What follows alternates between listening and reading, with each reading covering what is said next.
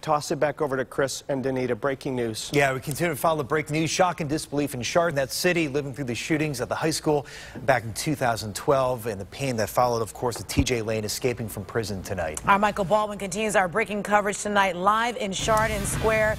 People in the community definitely on edge tonight Michael. Chris, to go along with what you were saying, talking about shock and disbelief, that's really what's happening in this community right now. The folks here just can't believe, what they were hearing.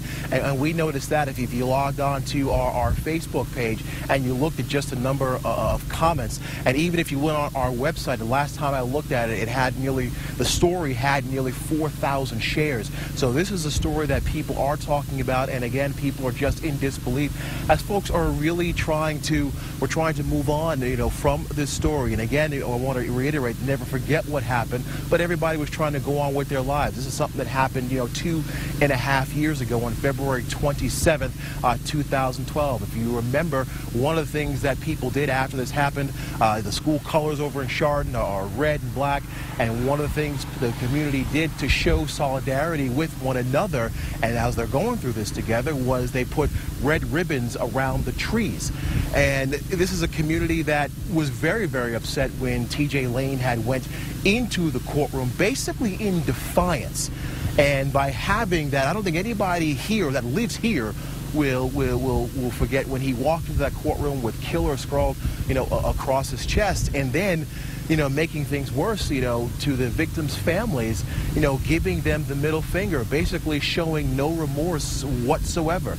This is an individual who has gotten 3 life sentences, and this community was trying, as we said, moving on, but, basically they will remember what happened on February 27th, and now you have them having to deal with this just over again and continue to be over again as police are out searching for this individual, as well as another escapee that escaped from that prison in Lima. So you had Danny Parmenter's mother.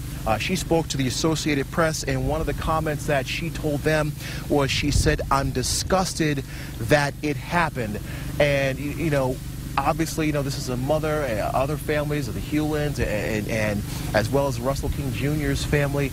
They're not able to sleep tonight as this person is still out there. So we're live here in Chardon. I'm Michael Baldwin, News Channel 5.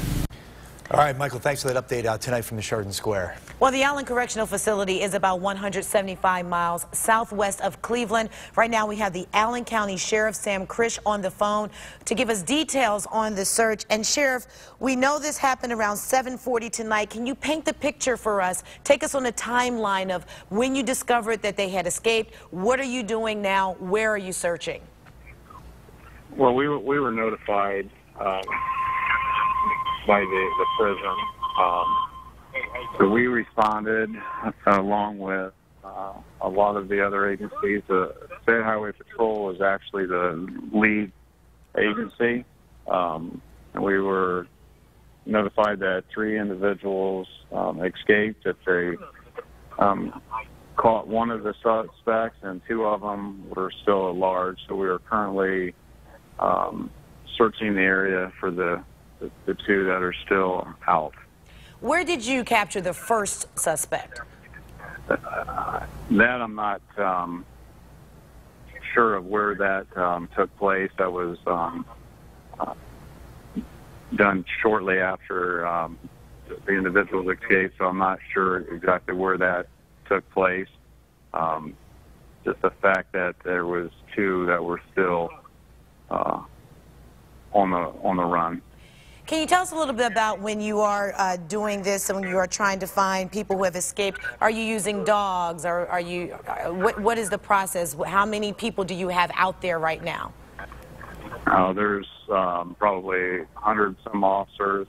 We got helicopter, dogs, horses, people on foot, calling in people. So we're just saturating the area. What type of advice have you given the Chardon Police Department in regards to securing their area? I'm sorry, I didn't hear you. What type of advice or information have you given the Chardon Police Department in securing that city there? Of course, as you would imagine, residents are definitely on edge, and of course, the parents of those who were affected by the killings definitely upset about T.J. Lane's escape. Yeah, we certainly have a lot of people out. Pretty confident that we're going to be able to locate these two individuals. We'll continue until we do locate them. All right. Thank you very much. Allen County Sheriff Sam Crish on the phone. We thank you for the details, of course. Keep it here on News Channel 5 and NewsNet5.com. We will keep you updated as the information becomes available.